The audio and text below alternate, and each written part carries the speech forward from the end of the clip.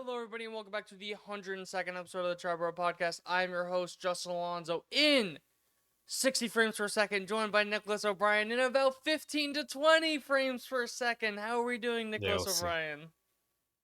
Doing good. We're taking the Spider-Verse route. Just very staticky. Yeah, for sure. It's definitely a choice and not an accident. Yeah, we're definitely doing it on purpose. Anyways, sure. they're watching for me. Anyways, they're listening for you. They're watching for me. So I'm the eye candy. You know what? I'm the eye candy. I'll take that. That's fine. You're the brains. You're the brains. I'm the. Just look at me. But yeah. So the Mets had a Mickey Mouse week, and the Yankees had a first half of the Mickey Mouse week, and then they only played 2 games over the weekend. It's so weird how that happens. It's so weird how that happens in baseball sometimes. Absolutely bizarre. Did anything big happen across baseball before we get into Bronx? ABS is probably not coming till 2027. I didn't read the article, but that's a thing. Didn't the guy get ejected for like tapping his helmet? Like on the Rays, Taylor Walls, yeah. He got ejected. I didn't see the whole thing, but I saw like the headline. Yeah, he goes like, and then he turns the ump. He's like, "I didn't tap." I'm like, "Bro, you went." All right, first off, you tap. Second off, you shouldn't get ejected for that. Oh, 100%. Yeah, it goes both ways. But yeah, that was funny. Anyways, let's get into the Bronx.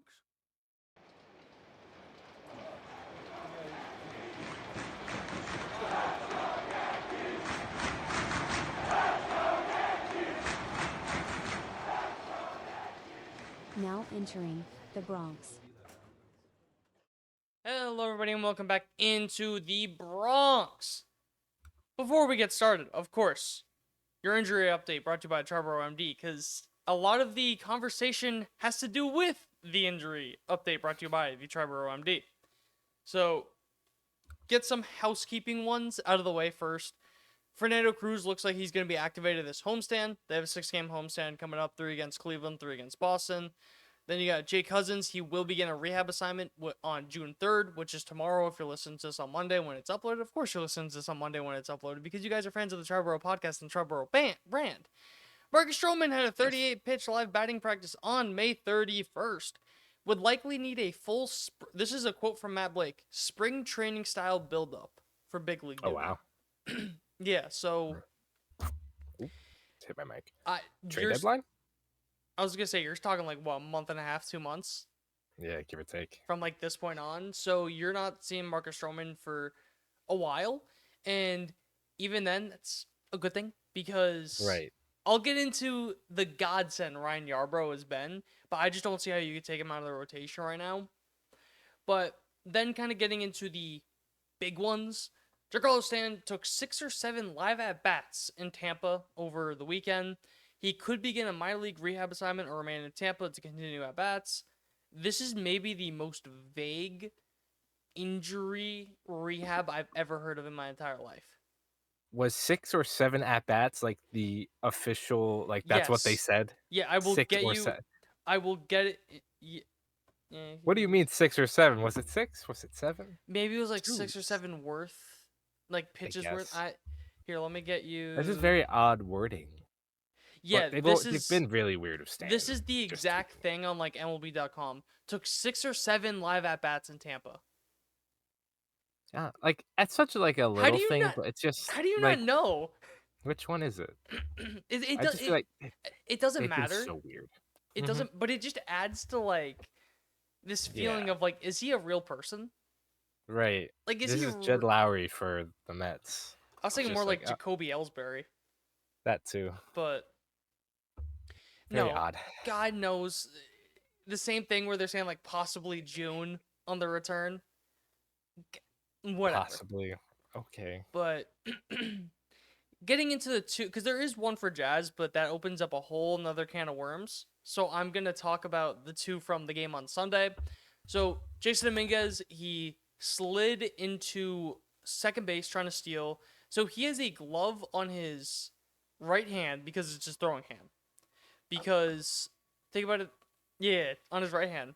Because it's just so that when he slides back to first, his throwing hand gets protected. but he doesn't have one on his left hand. I don't know if you know this, Nicholas O'Brien, but when you slide into second base, typically your left hand is the one that's touching first. Yeah, especially trying to like. If you're trying to A get lot of away guys from try the to steal. go around it. Yep. Right. To kind of So he doesn't have one. Slid into the base, kind of jammed his thumb. Whatever, they took him out of the game with a left thumb contusion. He was laughing about it after the game. He said, "I'm fine. Like I couldn't really hold a bat like during the game, but after like I it feels like it's nothing. They have an off day today, so I would expect it to just be nothing." Then the other one, which is also very vague, Luke Weaver. He was stretching before the game and said he felt something in his hamstring. That could mean so many different things. Yeah. That could mean, oh, we're just being precautionary. And there's no reason to do... Because, say what you want, like Dodgers big series, it's an interleague series. It's a getaway day. Right. Like, yeah, sure, like you could say, like, oh, World Series. It doesn't matter as much. Yes, it's more for narratives than actual like win-loss tiebreakers, shit like that. Yeah. So I could see them doing it. Also, there's no reason to burn Luke Weaver right now because you don't have a closer if Luke Weaver's not closing. Because I was gonna talk about this later, but I might as well talk about it now. So I believe it was Game 2 in Anaheim. Game 2. Devin Williams did not do well. He came in a save situation. He had a 3-run lead. Leadoff homer, single, 105-mile-an-hour, 380-foot flyout. RBI single, RBI fielder's choice. Logan O'Hoppe swung on a 3-0 count, which would have been ball 4 and popped it up. Got bailed at the end there. So he got bailed at the end there. And it just... When you it was his first save. It was his first save attempt since April 25th. And he looked good before that too. I have the numbers on that. Excellent. 9 innings pitched, in the 8th inning, he has a 3 ERA, and I believe all 3 of those runs came from 1 outing. Okay. And the 9th inning, he has a 12.46 ERA. That's just insane. I mean, like, look, at the end of the day, I know you traded for a closer, but he's a damn good setup man. Yeah, if he's producing in the 8th inning or whatever, like, fuck it. Don't mess with it. Because he looked awesome against the Dodgers when he pitched in the 8th inning. So that's again, just don't overthink it. Exactly. If Fernando Cruz was here, okay. I would kind of I wouldn't hate him getting it just because his stuff is so disgusting that I could see it working. So now it's kind of like Mark Leiter is your de facto closer. And to his credit, he did get the close in the 3rd game in Anaheim. It looked like pretty easy. But it's also like, are we really ready to put Mark Leiter Jr. as the de facto closer? Say if Luke Weaver goes on the IL for the minimum? Or even if he misses a series. If he misses a series, are you comfortable putting Mark Leiter as the closer against the Guardians? Me personally, I'd say yes. But it's just, my issue with that is now you have 2 relievers. That is it. Right. With Weaver and Cousins going, if Mark Leiter is closing the games and Devin Williams is your setup man, you better hope and pray every single guy is giving you 7 innings. Yeah. That's like the end of the day. And even then, they're not going to pitch 3 days in a row. So,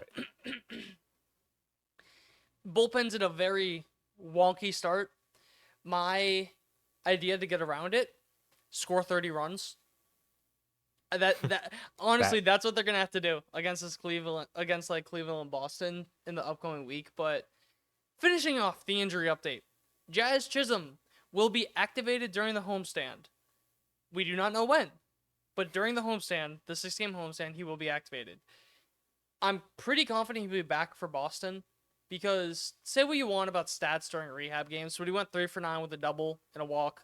So he hit in them. Obviously, that doesn't correlate necessarily to success in the majors, but his timing's there probably and just stuff like that.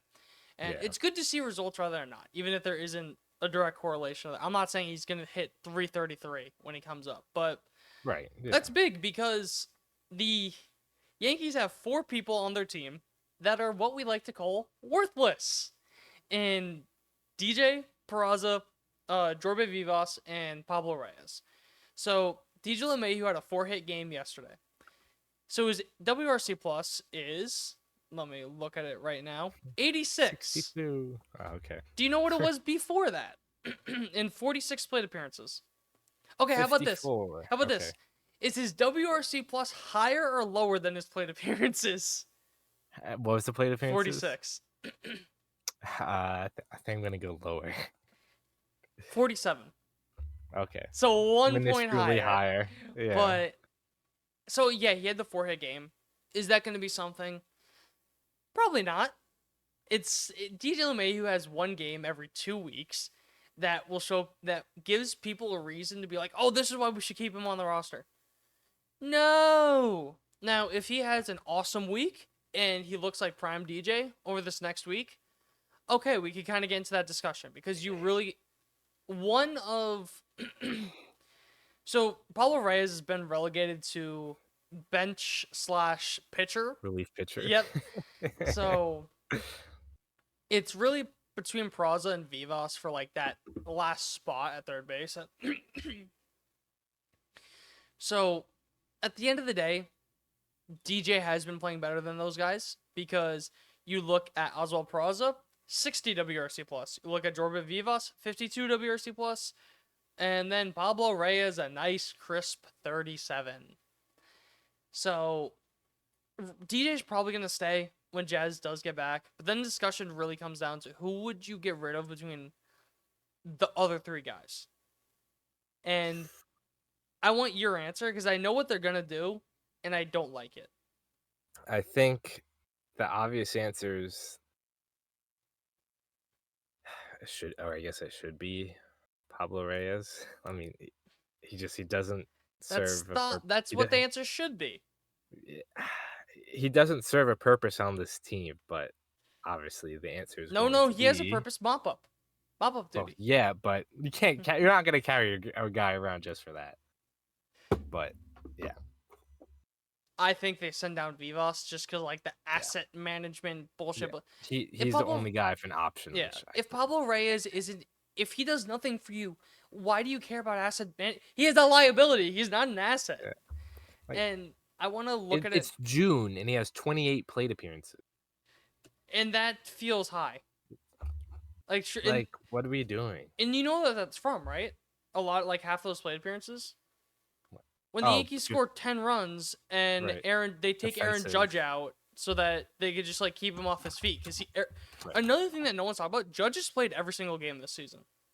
Mm-hmm. The reason why is because they take him out when they're up 15 runs after 8 innings. Right. Yeah. So, but it's funny now because there's a guy on a really bad team that I think the Yankees would love to have to be able to play second / third base. Okay. Do you know what that man is? I'll give you a hint. He plays on the Pittsburgh Pirates. Oh, IKF? IKF. He has a 106 WRC plus on the year.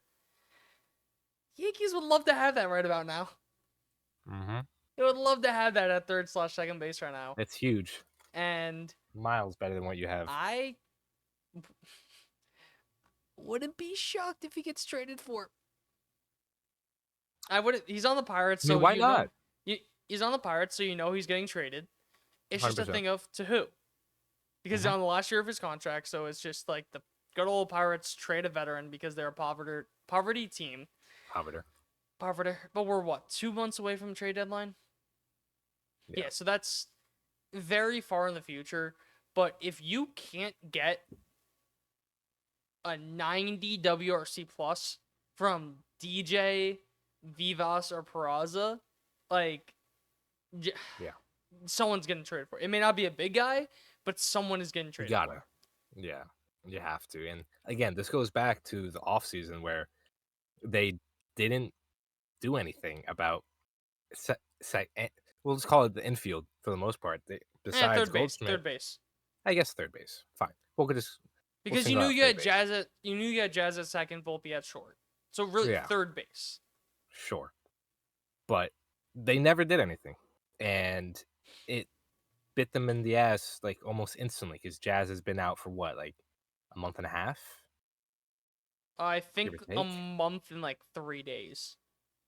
Right. Because So April 29th. Because the whole thing about like, yeah, oh, March 29th they score or they hit 4 home runs in the first inning, and then right. April 29th they hit 4 home runs. Good thing they're off on May 29th. Like that Yeah. whole like bit that was going around. Right. So again, I think it's just nearly malpractice that they never did anything in the off season, and they're kind of just they're stuck with what they have now because again they decided not to do anything when there was probably a few guys that are at least serviceable, or at least you would think are better than what you're getting. I'm 95% sure they non-tendered John Birdie. Yes, they did. You're right. Let's check on John Brady. I think he's on the Cubs, if I'm He not is on the wrong. Cubs, yeah. I know he started off like solid, but John Brady, let's see this. currently on the Cubs for the year. Oh wow, okay. What? He'd fit right in. He has a 55 WRC plus, He would fit right in. and but at least he can steal. I was gonna say the speed's still there, Yeah, and but no. Look, maybe they were right in cutting him, but I don't know. Just the fact that you limited your options and then did nothing to replace it. I will say, Oswaldo Cabrera did have an 84 WRC plus, I forgot about him. so If I'm not being honest. Yeah, horrible, yeah, but for your worst hitter in your lineup, okay, that's fine. you know what I Right. mean. That's fine. But when you have to have two of these guys, that's Yeah. where the issue. Right. Now you have two black holes that you hope to God they can at least put the ball in Yeah. play. We've been making the joke for how long? Ben Rice, get a third base glove. Like What we other joke about solution it, is but there? what's the trade deadline? But again, But then you still have the issue with the logjam. yeah, I think it just helps that the AL East and just the rest of the American League is utter dog shit. So you can just Surprisingly, the AL East is utter dog shit. yeah, I'll give you that. So you can at least kind of tread the water now, but you cannot be going into playoffs with the obviously you'll have Jazz back, but still Yeah. just even the bench, like the bench is just such a weak spot for They don't on have this a roster. bench. And I feel They like have one guy on the bench, and that's just the one guy that's out of the rotation for the day. right. And I feel like a lot of the good teams have good benches. Like look at the Dodgers. They can sub in guys and look at big hits. And, to a lesser extent, the Mets, like Starling Marte's been swinging a better bat. Luis Torrens is good off the bench. Luis Angel Acuna has been rough as of late, but early in the season, he was good off the bench. They have a lot of guys you can mix around and A, give days off, and B, provide value from the bench. That's something the Yankees just do not I have. will say the Yankees do have 3 pinch hit home runs off the bench. And I forget if it was from 2021 or 2022 up until 2024. That's how many they had in that span. Right. So somehow the bench has been the best it's been in years. Yeah. But that's just because so- how much have we talked about them just having a horrendous bench? Right. That's really what All the time. All the time. it's bad. And to your point about the AL East, the Yankees have a 5.5 game lead right now. And surprisingly, the Blue Jays are in second. Yeah. The Red Sox kind of suck. The kind Orioles of. are dog shit. Yeah, I was just gonna go into so the Blue Jays 31-28, Rays 30-29, Red Sox 29-32. They just lost Bregman for seems a while. So what do you Yeah, think? Like seems 2 decent. months? Like a month and a Maybe. half, 2 months? Like Probably. then yeah, the 6 Orioles to 8 week range. the Orioles, we didn't even mention it, but a week and a half ago they fired their manager because they had 3 pitchers with a 6 ERA, which doesn't make sense. But fire the manager because you didn't sign anyone. Provide him with good assets to And you use. gave him good assets, and you made the playoffs 2 years in a row. Makes you think. Whatever. But I'm never complaining about the Orioles being poverty. I will never complain about that. I love having our punching bag back. But There was something I was gonna talk about. It usually is. There That's why we usually do the is. I might as well do podcast. a quick recap of the Angel series. First game, 5-1. That was Yarbrough versus. In my notes, I have it down as not pronouncing that. Volpe had a huge base clearing double. Yarbrough had a leadoff homer to Zach Neto, who, let me tell you, Nicholas O'Brien, Mhm. I would cut off both my hands for. I'm sure you would. Dude, aura. But then after that home run, retired 18 of the next 20 batters, got a strikeout on 5 different pitches. So all of his stuff was working. 6 innings Impressive. pitched, 2 hits, 1 run, 1 walk, 7 strikeouts. And I'm just gonna bounce around because I just thought it would be easier now. Yarbrough in his start against the Dodgers, he had a 40% whiff rate. Wow. 6 innings pitched, 4 hits, 1 earned run, 0 walks, 5 strikeouts. Ohtani, Teoscar Hernandez, Freddie Freeman, and Will Smith, their top 4 guys, went a combined 0 for 11 off of him. This might be the Matt Blake magnum opus. In his last 7 outings, with the 5 most recent being starts, 1.76 ERA, 30.2 innings pitched, 6 earned runs, 27 strikeouts, 0.78 WHIP. I'm honestly just very thoroughly impressed. And the thing is, Thoroughly impressed. it's not like he's getting lucky. Like, he's keeping. He is if Tim Hill was a starter and had 17 pitches. Yeah, honestly, he's funky. He got a shit ton of pitches. He doesn't walk guys. I just Doesn't get realized hit it. hard. Nestor never left us. Nestor never left.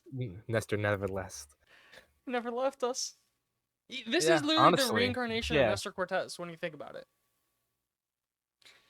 It's just, I'm just thoroughly impressed. I mean, you look at his Savant page, it's red. Red. Well, Like, don't look at the fastball velo, but well, yeah. But no, it's just, I mean, again, this is just thoroughly impressive and could not have come at a better time because that 5th starter spot was just atrocious. I got nothing. I'm, again, yeah. thoroughly impressed. How do you, like, you still do have a bit to figure it out, but, like, how do you take this guy out of the rotation? You can't. You can't. Like, the way that he's pitching right now, the only argument I could see is that he could be a 3-4 inning guy out of the bullpen. Sure. Yeah, but even absolutely. then, like, I don't know. But it always seems to work itself out. Then Always does. Game 2, Rodon had an absurd start, 7 innings, 5 hits, 0 runs, 0 walks, 10 strikeouts. And I really did just want to talk about how the walks have just plummeted. So in his first 5 starts, he had 16 walks. In his last 7, he has 10. And even then, 4 of those came against the Mets in one game against the Mets. Yeah. And even then, he still went, 5 innings, 1 run, 2 Yeah. runs? Still had a solid something like start. that. Absolutely. So I think that's kind of what is I was going to look into the Arsenal, but I forgot. But I think that really is what's kind of changed him. And again, Angels, I'm not looking too much into it, but I'm more so looking at the bigger sample size of it. And even things like and of course, they're going to mention this when Devin Williams almost blows the save later that night, but he was talking to Devin Williams about how to adapt to New York. Right. Carlos Rodon, who had 2 abysmal years for the Yankees and looked like an absolute bust of a contract, it looked like he could not handle New York, has gotten to the point where he is pitching incredible and helping guys learn how to adapt to New York. It's funny how things work out. Carlos Rodon had to die to be reborn. Mm-hmm. He's like the phoenix. From From the ashes, he rises anew. Something, but I can't talk better about him either. Then Game 3, Clark Schmidt also had a great start. 6 innings, no runs, 4 strikeouts. The only run came off an Anthony Volpe sac fly, which I haven't checked it recently, but I'm pretty sure he leads the league in sac flies. I will try to look at that. So everyone wants to, and you look at just this Angel series in general, he gave the Yankees the lead in game 1 and game 3. So he came up with the big hits in both those games. So a lot of the thing, he's not going to be a guy that has this absurd 130, 140 WRC plus, but he's shockingly been good in that situational type of hitting. Yeah. And yeah, I'll be honest, I wanted more from him offensively, but he hasn't produced that. But even then, you got to realize this is more than enough. You know what I mean? And or not more than enough, but this is who he is, and for what he is, he's producing well. And people are gonna be like, "Oh, but he was a first-round pick." First off, he was a 30th pick in the first round, so it was a late first-round pick. It's not like he was the what's the guy Top 5. who's the guy that the Tigers, the catcher that got drafted 101 that just like has not been You mean good. Pirates? Was Yeah, it the Pirates? Yeah, Pirates drafted Henry Davis. Yeah, 1-1, Henry Davis. and Yeah. he's just Like, it's not not like it's good. Henry Davis with, like, those Yeah. crazy expectations. But Yeah. anyways, I digress. Quickly, to your point about Go. the sack flies, Anthony Volpe is tied for fucking a lot.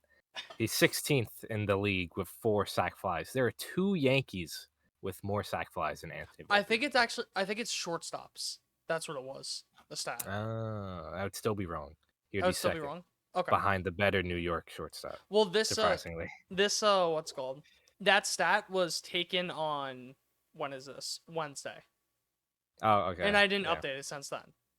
There you go. So So, that's, who are the that other that two? would do it. I feel like Ben Rice. No. Judge. Lefty, though. No. Bellinger. Bellinger and is Goldie. 4th. No. Bellinger's 1. Goldie's not. Okay. Bellinger makes sense. I feel it. Did I say Jason? No. Who? Austin Wells, second Interesting. in the league with 6. Okay. That's what I said. I would I'm like, not huh, have expected that. neither I did would not have expected that. But Yeah. Yeah, that Angel series overall just good. Like, there's no real complaints. Did what you had to. Yeah. But so before we get into the actual Dodger series, I just want to, because these quotes would have been so much cooler had they won this series. Did you see the quotes about like the pennant rings? Yes, I did see that. So for those that didn't see it, so they got their pennant rings, and first off, do you see what Ryan Yarbrough said?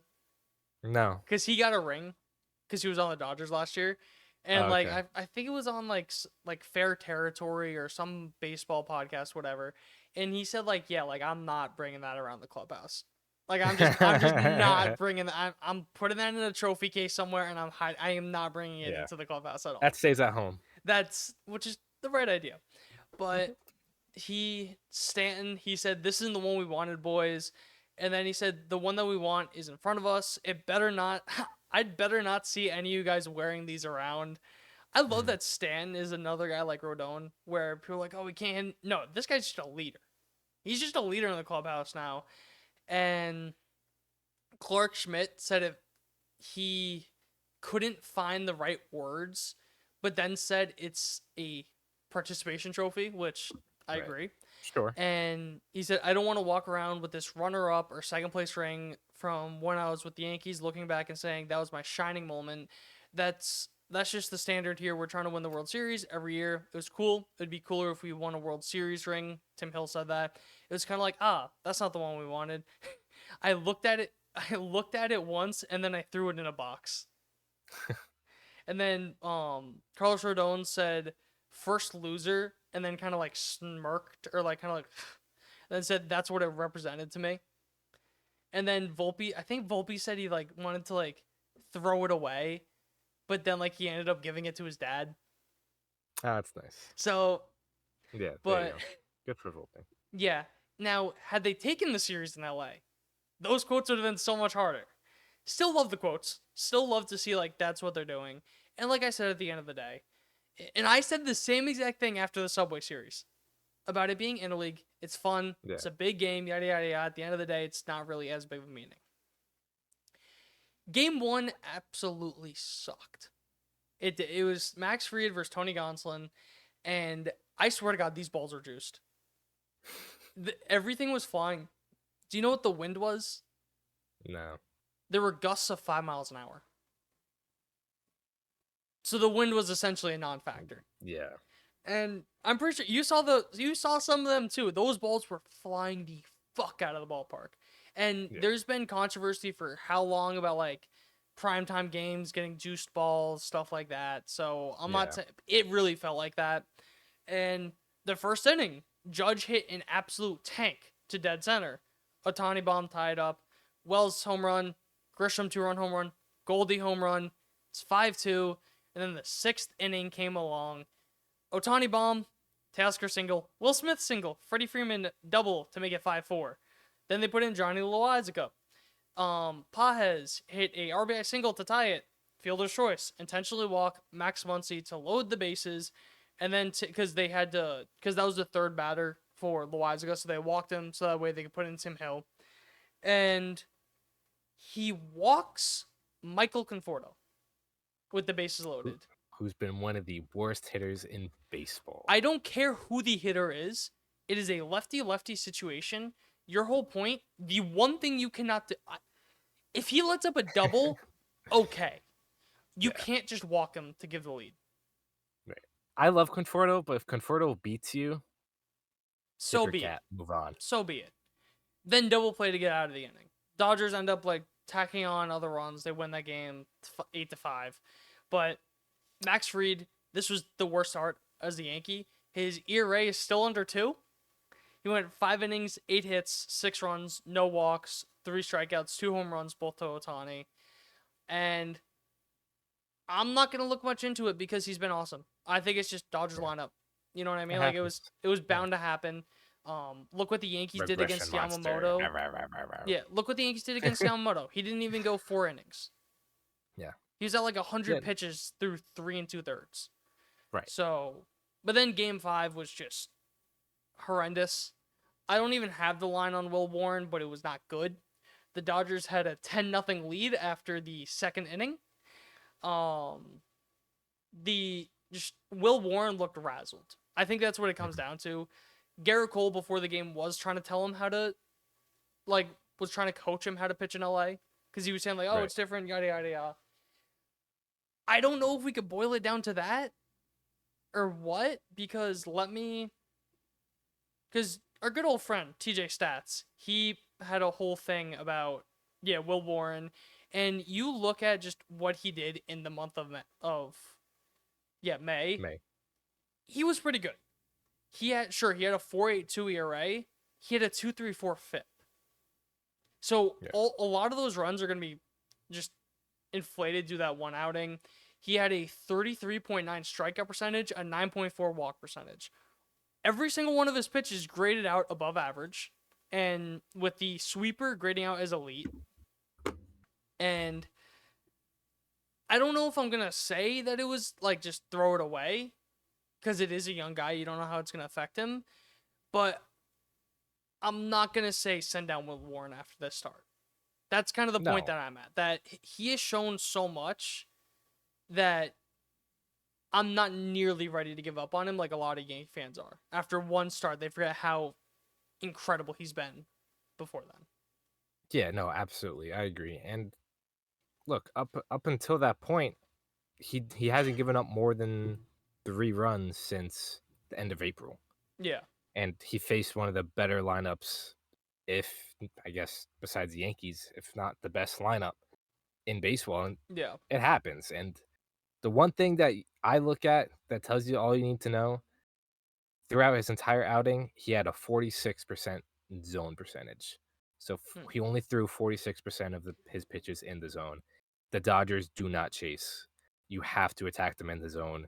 You have to trust your stuff. And for a young guy, that's tough. I get it. Facing the Dodgers, Ohtani and Freeman and Hernandez and all that. And it's like, you want me to pitch in the zone? Like, yeah, I get it, but that's just how you gotta attack the Dodgers. You have to get them to 2 strikes, so then you can maybe get them to bite out of the zone. But they just do not chase, and you gotta attack. It's especially Ohtani. Ohtani and Judge are very similar in the sense of they're 2 complete hitters. The best way to attack them is to get them to 0-2 and just burn 4 pitches in the dirt and hope they swing out one of them. That's really the best way that you can attack either of those guys. Yeah, basically. So, but yeah, that game was just sucked. Kike Hernandez came in. He closed it with that stupid fucking helmet. He was like sticking his tongue out when he got guys out and shit. Like, I don't think there's a guy I hate more than Kike Hernandez right now in baseball. He seems like a guy that you hate, but you'd love him if he was on your team. No, but he was, because he was also talking so much shit during the off season. He's a shit talker. Yeah. And he absolutely. wasn't even a part of that team, really. I'm pretty sure he didn't even play. So it's like, He really played did. World Series. I'm pretty sure he like, look up his stats during the World Series, but I think like he barely played during the World Series. I know for sure he was on the roster and played because he hit a fucking home run against the Padres. I'm pretty sure against the Mets. Can you separate by? You probably can. Because I'm trying to find this now too, because it's annoying me. But yeah, of course. Where is World Series? MLB. Okay, he had 18 at bats, but he has 705 OPS. Yeah, so it's not like he really did much. Do you have any RBIs? Let's check. 1 RBI. There you go. You know what I mean? So it's not like he did. Yeah. He wasn't a driving factor. Yeah, but well, I just cannot stand him. Then Game 6. This was, oh boy. Okay. ESPN did 2 big fucky wuckies. First off, did you see the graphic they posted of when Aaron Judge won Rookie of the Year? I did see that, yes. 2016. He did not. He won the Rookie of the Year in 2017.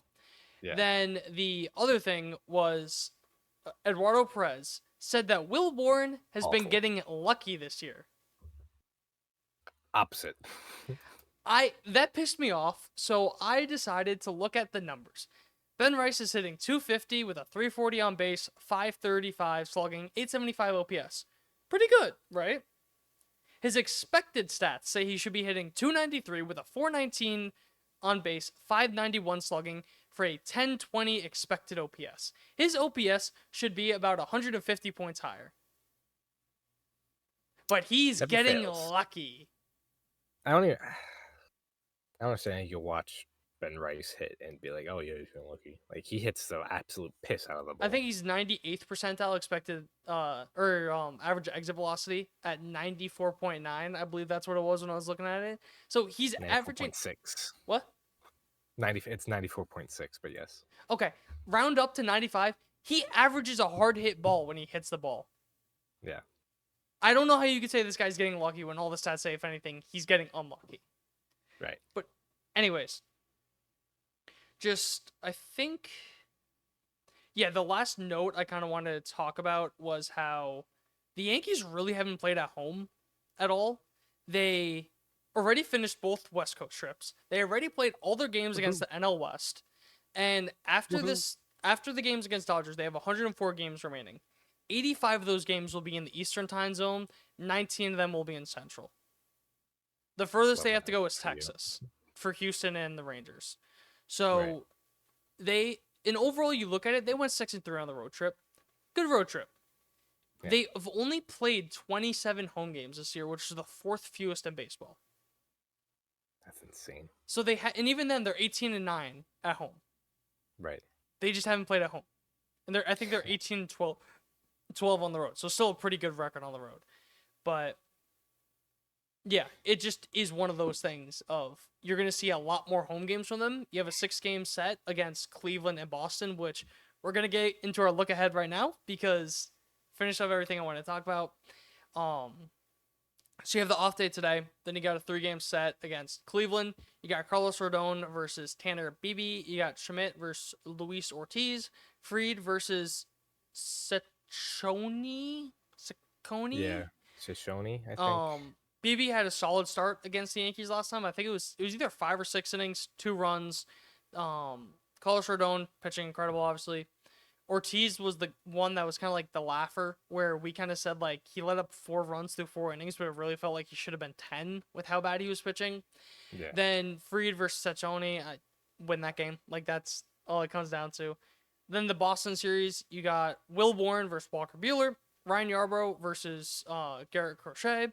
Ace off. I was about to say Ace off. And then Rodon versus Richard Fitz, former Yankee. So you got 2 Yankee targets this offseason and a former Yankee. Excellent. But that's what you got for the look ahead. Win both series. That's really all you could ask for. Boston, I would love a Is sweep. this the first? Yes. Is this that's the what I first was going to say, meeting? too. It is. Okay. That is the first time they're playing Boston this year. They have played June. Insane. once against the Blue Jays, Ridiculous. twice against the Rays, once against the Orioles. They've had 4 series against the American League East so far. A third of the way, more than a third of the way into the season. Absolutely ridiculous. I know you love your schedule so much. I'll get into it in Queens, but it's fucking. Yeah, because don't you guys play the Dodgers again soon? Play 4 games against the Dodgers. Fuck it. I'm just gonna say now. 4 games against the Dodgers. You just played last week, and guess who they're playing this weekend? The Rockies, who you just played. Dude, I forget the Yankees Horrible. did like the same exact thing earlier.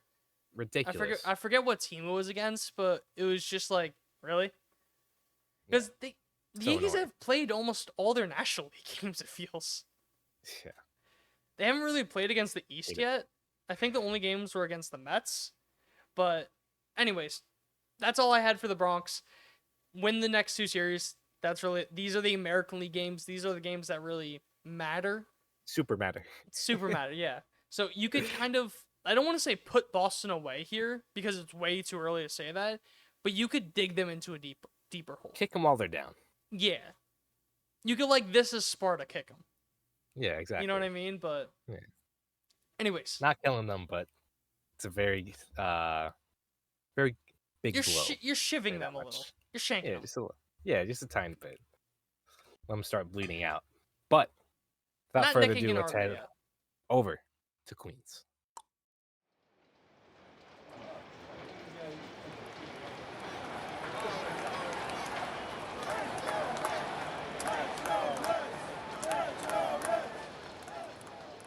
Now entering Queens. Hello, everybody, and welcome back to Queens, where, like Justin mentioned at the top of the episode, the Mets finished off a Mickey Mouse week against the White Sox and the Rockies, 2 bottom-feeding teams. And it's quite shocking to say that the White Sox are not the worst team in baseball, because the Rockies are just a team of all time. It's pretty exceptional to see how bad they are. Like, just watching them, they just don't do anything right. But that's the Rockies, who they have like 1 person in their analytics department and have the same employees that they had when the club Is that true? was first. That they barely have anyone in their analytics? Yes, and they have a lot of the same employees that were hired when the team was first created. And they just had their 25-year anniversary recently, right? Something or like 30-year that. anniversary. Yeah, something like that. This Rockies organization from top to bottom is bad. I'm gonna steal from my. They have my an guy, analytics staff of 12. Yeah. That is a real number. Yes. I'm gonna steal from my pal James Shiano, where he said that the White Sox, he said the White Sox and the Pirates are bad on purpose. Yeah. Right? They don't spend, they don't do anything right. The Rockies are bad by mistake. They're like the Angels. They're the Angels if they didn't have Mike Trout. I guess. Or they Ohtani. try to be good. They spend money, but they suck. And they do it in all the wrong ways. I will say they also do get shafted with that division. But even then, and I'll also give them, the Chris Bryant contract sucks. I don't think anyone saw his decline come as quickly as it did. But I mean, when you trade guys like Arenado and you don't go after homegrown guys like Story for nothing, by the way, I'm pretty sure all the guys they got back in that trade have not made the majors. No, Kyle Freeland, I think, was a part of the trade. Kyle Freeland was a part of the trade? If I'm not wrong. Or was it? No, Austin Gomber might be. I know it was a lefty. It definitely was not Freeland. I feel like Freeland was a part of that 2018 team. then it might have been Gomber. I don't even know if he's on the team anymore, if I'm being honest. Whatever. But yeah, regardless, Rockies are bad, so we'll talk about them. But before we do, more. Your injury report brought to you by Triboro MD. Lots of good news. We got Frankie Montas, who started rehabbing in the minor leagues. He's going to be still a couple starts away, but good to see that he's got 2 starts under his belt. Sean Manaea has started to throw bullpens, live at bats, things like that. So he should be starting rehabs probably in the middle to end of June. Hopefully see both of them back sometime in July. And then the biggest one is Paul Blackburn, who, if you're listening on Monday, will get the start against the Dodgers Monday night. In 7 rehab starts, he pitched to a 3.68 ERA, 31 strikeouts to 13 walks in 29 innings pitched. I took a look on his pitches in the minor leagues. I believe it's only AAA and Single A that are tracked. But regardless, from what I got from that, they might have kind of tweaked his pitch usage and his changeup might be a little different. So last year with the Mets, he threw in order of how much. He was primarily cutter, sinker, changeup, slider, four seam, curveball. But now in the rehab starts, he was a primary changeup pitcher. So it went changeup, sinker, cutter, slider, curveball, and then the four seam was barely used. And then I talked about the changeup might be new. It has less horizontal movement and got a little more drop. You can see that a lot around the league. Guys like Clay Holmes and Hayden Birdsong on the Giants with the kick change. That's kind of like the name of the game there. Less horizontal movement, but you get more drop. So it's going to be interesting to see how he fares against the Dodgers lineup. It also kind of sucks. It's like, hey, you've been battling injuries since like August of last year. Welcome back to the majors, Dodgers. But apparently they said this on the broadcast, and I don't think it was reported before then. There was a point during the rehab, I think it was during like the spinal leak thing, that Paul Blackburn wasn't sure that he was going to pitch again. So I think it's just a nice story that he is back. He's, it was I think he got hit. Was it probably in the back that put him on the shelf at the end of last season, and then it was the spinal fluid leak, which ended his season, and then it was like a calf thing.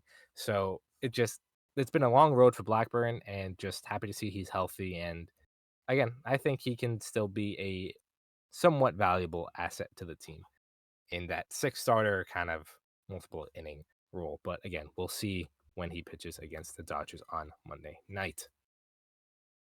So that's your injury report. Lots of good things. And then it's not so good. It's just the White Sox and Rockies are just bad teams. I mean, you go 5-1, you lose 1 game to the White Sox, which is annoying, but whatever. You did what you should. Yeah, if you lost, more than 1 game against these 2 teams, I'd be slightly annoyed. 1 loss is acceptable because it's baseball. Right. It's baseball. baseball. Yeah, exactly. It happens. Whatever. So there's not a ton to talk about in the series. It's just better team versus worse team. So kind of going to bounce around between both of them. Hydrogen bomb, coughing baby. Yeah, basically. May McGill ended on a solid note. Another right direction for McGill, went 5 2/3. May is now over. It's June, so he doesn't need to suck anymore. But another step in the right direction for McGill, and like I mentioned last week, it starts with his fastball. And I should have wrote this down, but I didn't. Don't mind me. You can do it. In his start against the White Sox, Tyler McGill threw his fastball 59% of the time. 59, nearly 60% of the time. And then he was able to get to his secondaries afterwards. He had 28 swings with 6 whiffs for a 21 whiff percentage on that fastball. Like I said, his fastball is one of his better pitches. It should be it is his primary pitch and should continue to be his primary pitch, because once when he knows where he's locating it and when he can fill the zone with it, it just opens up everything else for his slider, for his curveball, for the changeup. So it's just good to see McGill kind of just get back to what worked earlier in the season and turn in a good start against, again, a pretty bad team. 5 2/3, 4 hits, 2 runs, 4 walks. Obviously, those need to get cut down, but hard to complain too much about McGill. He's looked better in back-to-back starts, so hopefully this is a turn in the right direction. As for Griffin Canning, I'm going to leave this up to you because I'm not going to say it yet. His past 2 starts, one of them was rain delayed or cut short by rain, so it is only a basically 6-inning sample. But in 5 2/3 between his last 2 starts, he has walked 8 batters and allowed 5 hits and has allowed a total So that's 13 of runners in 5 2/3. in 5 2/3, correct. And I believe he's allowed 6 runs, but How many innings did he go in the rain delay start? I think 3. I'm pulling it up right now. In the rain delay start, he went 2 2/3, and Okay. all the runs charged to him were after the rain delay, so kind of just luck of the draw, kind of sucks, whatever. Against the White Sox, he allowed 5, only 3 were earned because there were some errors in the field. So 8 runs in 5 2/3, 6 earned runs. I don't think the magic is wearing off just yet, but what's your take on it? It was against two, the White Sox and who else? The Dodgers was the cut short start. Oh, it was in that nightmare game that I had to stay up for. Yes. He started that game, believe it or not. I'm not gonna hold the rain delay game against him. Yeah. The White Sox start is like, okay, buddy, it's the White Sox. I think you get one more. Okay? So you have the panic button right here, right? It's in a Yep. glass case. You're just Okay. opening the case. Opening. Okay. The panic button's Okay, right that's there. fair. The case is open, but you're not pressing it. You're opening it and you're just like going to be like, okay, I know where I'm putting it to Okay. the side. I know where Yeah. it is. Mhm. Now next start, if he does this again, you're either depending on how bad, you're either hovering your hand over it or you're tapping it with your Slamming. pinky. Yeah. Yeah. But his next start does come against the Dodgers again, so we'll see, a full start. We'll see what that looks like for Griffin Canning, but I think I'm chalking it up to 2 things. 1, it happens. You don't have your best stuff. He obviously struggled with command. And 2, the game was supposed to be a 7-10 game. It got moved up to a 110 game because of rain. I was supposed to go to the game, and then I couldn't because of the change. Do you at least get a refund? Very annoying. Yes. Okay. But regardless, I'll give him like a little bit. I'll cut him some slack because of that. Because I don't know like what his routine's like. Maybe that messed something up, and the And it whole was team moved came like out the day flat. before, right? Yeah. Well, like it was officially moved the day before, but they probably knew a couple days in advance. maybe. Whatever. But Whatever. it was announced at like 5 p.m. on Tuesday that it was moved up to 1 p.m. on Wednesday. I feel like they probably knew there was a good chance it was happening though. Yeah, ideally, you would hope. But regardless, it just happens. Again, I think we'll see how he comes out against the Dodgers, and then we'll take it from there. But yeah, just a little note on him, just because I thought it was worth mentioning. That was really it against the White Sox. I mean, you won. The Memorial game was not great. 3 runs were scored in the entire game. All 3 came off sac flies. It was an objectively boring game. Tuesday game, 4-run inning in the first. Pete 2-run homer. Jared Young 2-run homer. Good things happening. And then Wednesday was just the dud. That was the White Sox series. Moving on to the Rockies, the starters were kind of the story of the whole thing. Peterson on Friday went 5 2/3, allowed 1 run. Kodai Senga on Saturday, 6 1/3, 2 runs. Then Clay Holmes on Sunday went 7 innings, allowing 3 runs, but he went 7 innings for the first time in his career. And I don't think they should have, but his pitch count was low.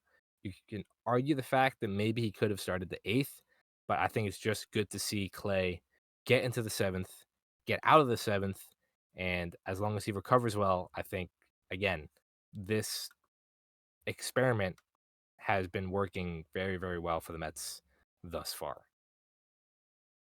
But yeah, just the rotation has been fantastic.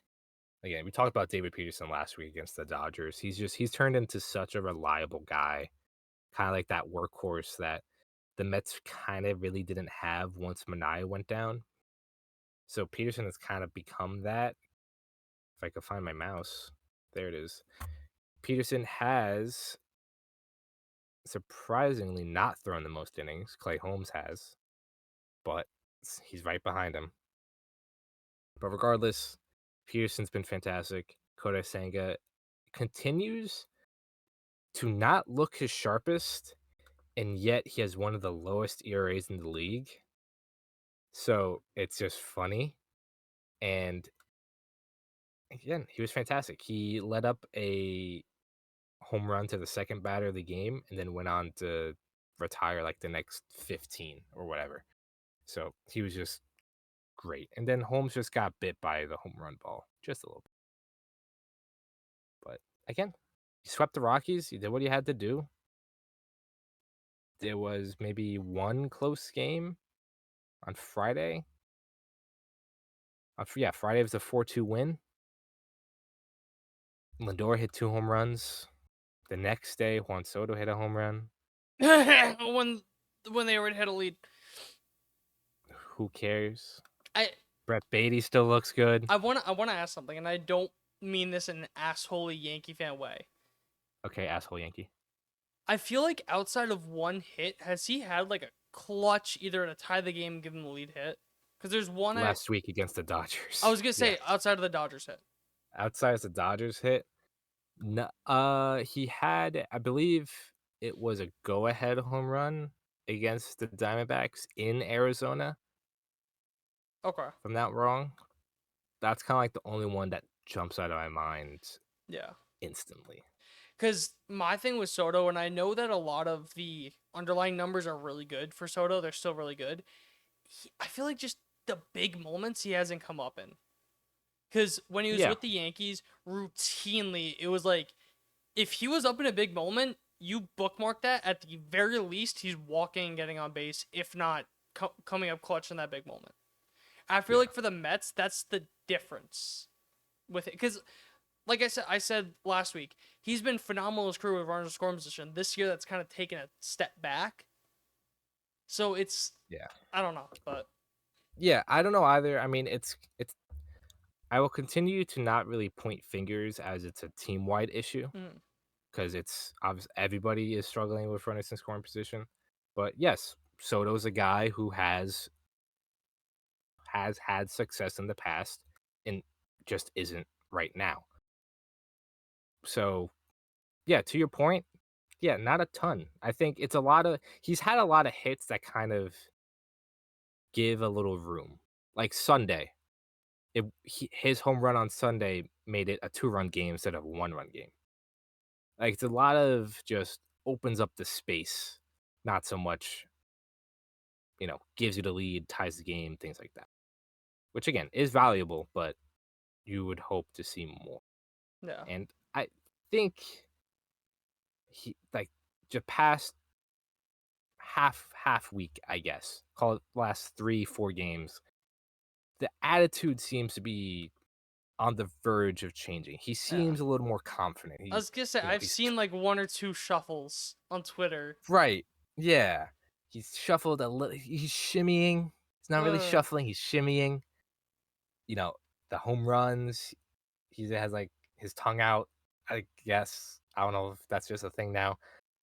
He's talking to the umpires, talking to the catchers, still kind of doing like the head nod without the shuffle. So I think the attitude is looking, I don't want to say better because I don't want to say he had a bad attitude, but the fact that he looks like he's becoming more confident, mhm. which again goes hand in hand with the attitude. So I think it feels like he's on the verge. And like you said, the underlying stuff is, some of the best in baseball. forget about like for his standards. He's one of the most quote unquote unluckiest guys when you look at expecting batting average compared to batting average, expected slug, WOBA to expected WOBA. Like I think a lot of this comes down to the batted ball, which is a lot of ground balls. And, you know, the outlier is last year with the Yankees. For the most part, he hits the ground balls a decent amount. Last year with the Yankees was 44.7. The next lowest was 2022, 47. And then after that, 2019, 42.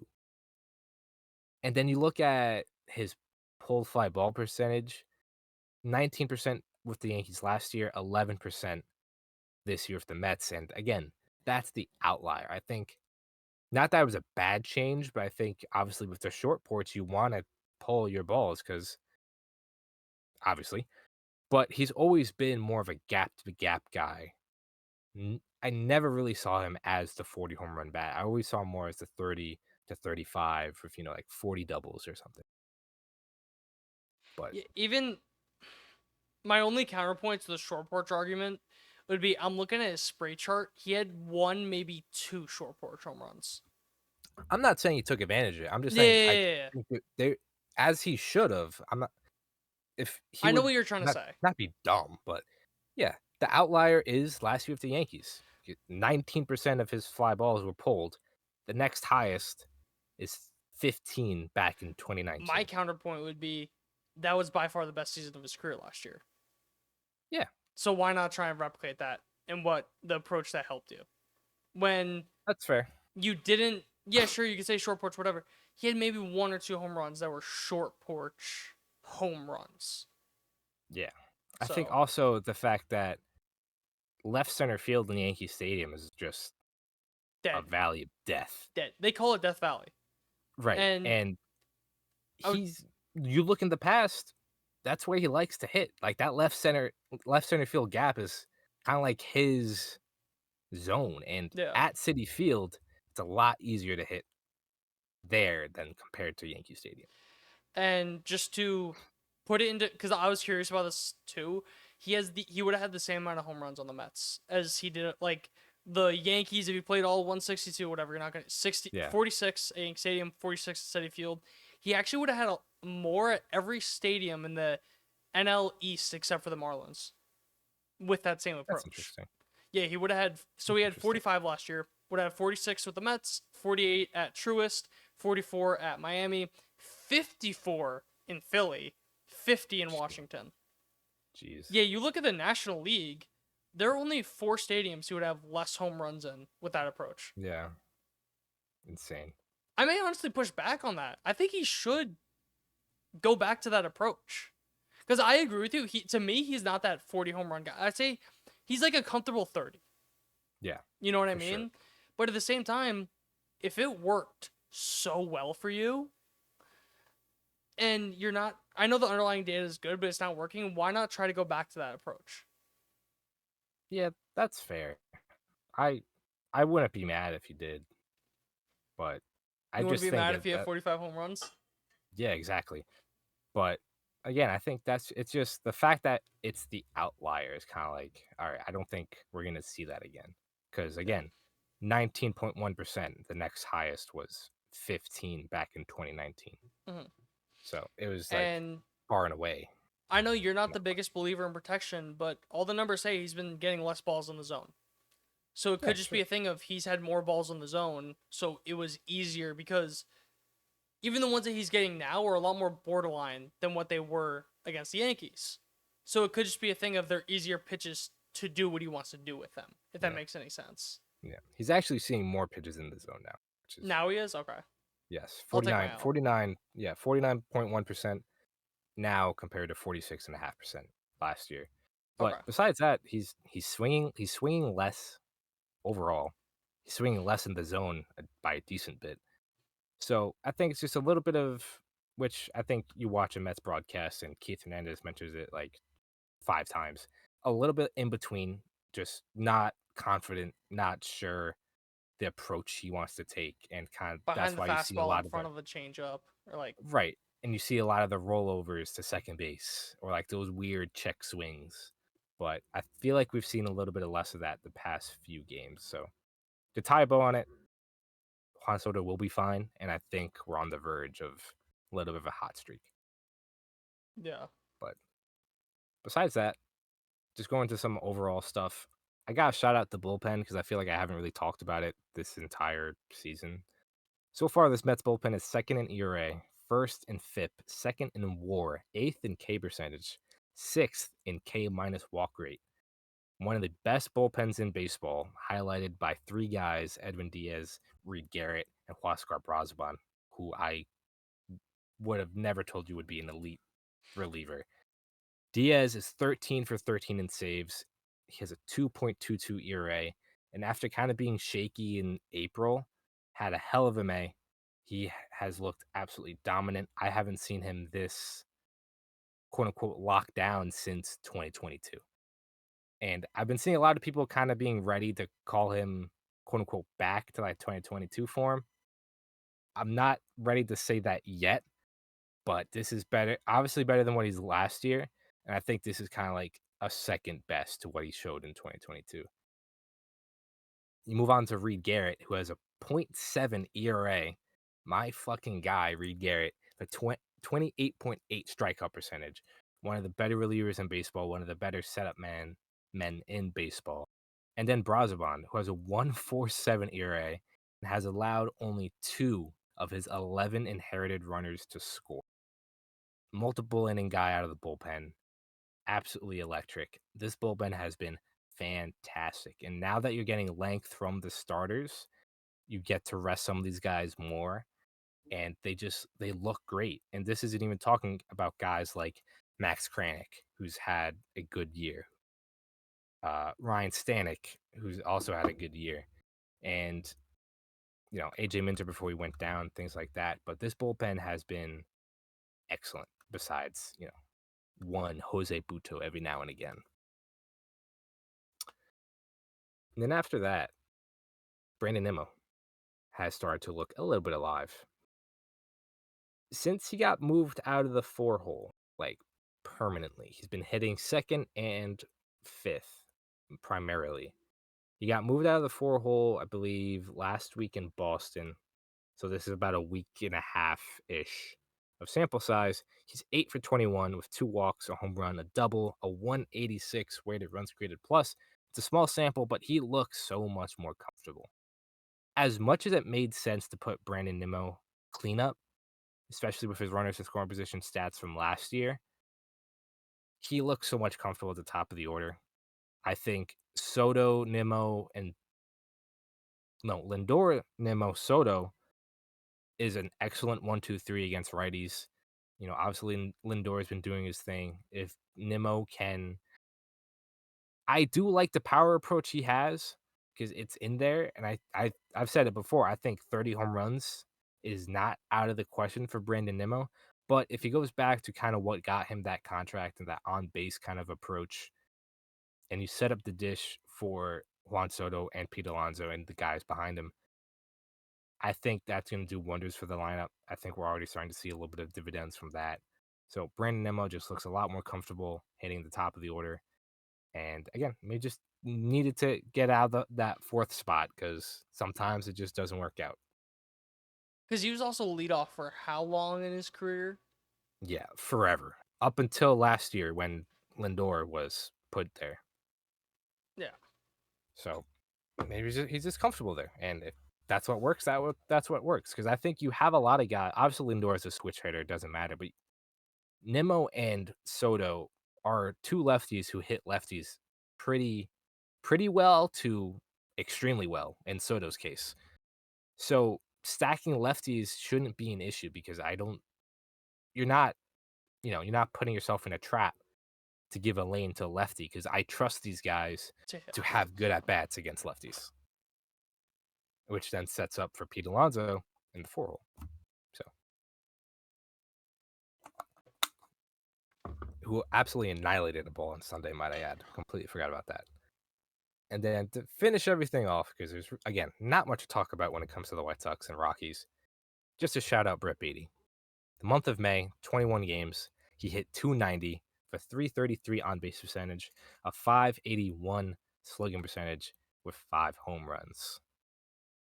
Can make a grown man cry. It's absolutely amazing to see the turnaround Brett Beatty's had. And again, the underlying data has improved. He's working better at bats. I'd like to see him work a little bit more walks. He is still a little aggressive, but hey, if he's like a 340 on base guy and a over 500 slug or over 450 slug, then that's a winning ball player to me, especially with how he's played on defense. And that kind of just goes into the, I don't want to call it an issue, but the Mark Vientos issue is what I'm going to call it, because I kind of have to. He can't field. We've talked about that. He can't run. We've also talked about that. And he's not hitting. It's getting tough to find playing time for Mark Vientos, because Brett Beatty has started a majority games at third base, even against lefties. He's been one of their best hitters for the past month. And when it comes to DH, Starling Marte somehow hit a 430-foot home run, has been swinging a good bat. Jared Young, who I shouted out last week, he's been having solid at-bats. He hit his first home run this past week. So if Starling Marte and Jared Young are hitting, there's no space for Mark Vientos to kind of figure out his struggles, and he does not have any options. So Justin, what are we gonna do with Mark Vientos? I mean, Marte also fucks us up with Marte playing better, because Yes, if Unk absolutely. did not still got it, I would say just keep him at DH, because at the very least he's only hurting you in the lineup and he's not hurting you on defensively. Mhm. Now, because you see, now this is where the cynical side comes out in me. It says, brother, you are perfectly okay. You got 10 days to book a trip to go. I think you got some knee soreness. Book a trip. Have some fun. Go to the Bahamas. Stevie Cohen will pay for it himself. Yeah, Because for I'm sure. trying to think, like, what can you really... I don't know, honestly. Yeah. No, That's what it I comes don't down blame to. you.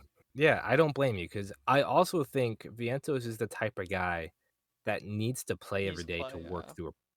to work through his problems. I don't think he's a guy that, take a few games off and kind of Yeah. like reset your head. Like, no, I think he needs to be in the lineup and kind of work through things. And That's almost there's just why not a lot of room for that. cynically speaking, that's almost why the injured list would work. Be like, oh yeah, you're going to take 3 games off, but then play 7 straight games in the minors as Right. rehab games. Yeah. Right. So that's probably not out of the question, but probably something that they're strongly considering. The player that we saw last year, that I watched all of last year, and the nation watched during the playoffs, is in there. We've seen spurts of it. He hit a double 110 miles an hour off the bat on Sunday. He's in there, and it's just, I'm not sure if he's taking his poor defensive play into his at-bats and then vice versa. But with no options, you're not DFAing Mark Vientos. You're not cutting him. He's going to be on this roster, and you got to find time for him.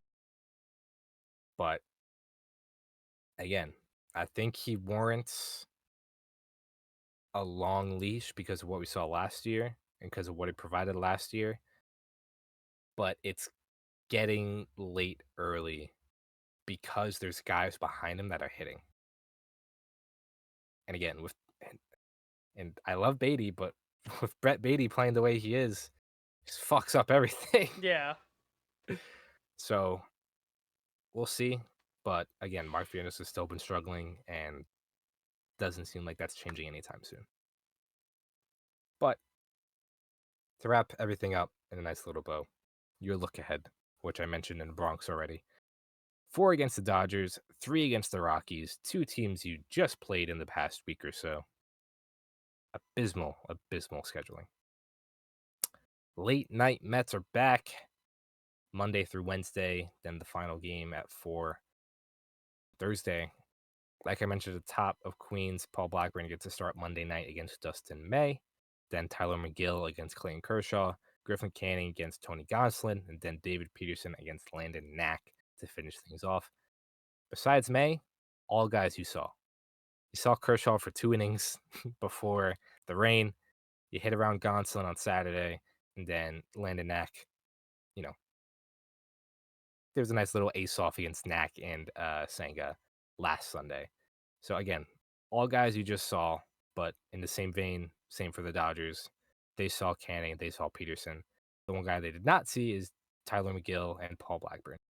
But moving on to Colorado, you got Kodai Senga in Colorado. Kodai Senga against Antonio Senzatella, who you saw. Clay Holmes versus Carson Palmquist, who you saw. And then Paul Blackburn on to finish things off against Herman Marquez. Split with the Dodgers, take the series in Colorado.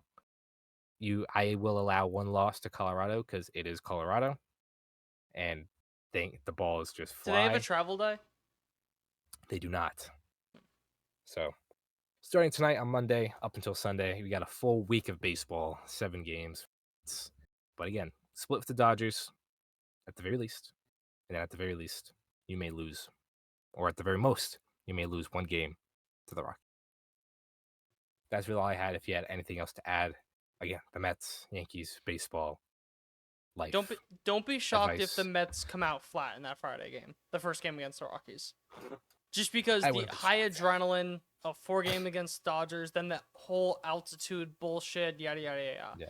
Don't be Yeah. shocked if they come out a little flat in that game. Absolutely. No. Agreed 100%. But that's all I got. With that being said, thank you guys for listening and watching. If you're watching on YouTube, remember to hit subscribe, comment. A lot of you watching are not subscribers. I can see it. We can see it. Hit subscribe so you never miss an episode. If you're listening on Apple Podcasts or Spotify, hit us with follow, hit us with a rating and a review. Lets us know you're enjoying the show and helps us just in general. So we'd appreciate that. Follow us on all of our social media accounts at Triboro Podcast. We post lineups and final scores every single day with some podcast clips sprinkled in between when I have time. But at Triboro Podcast, Instagram, Twitter, TikTok, Facebook, all that good stuff. And that being said, thank you guys for listening and watching. We'll see you next week for another episode.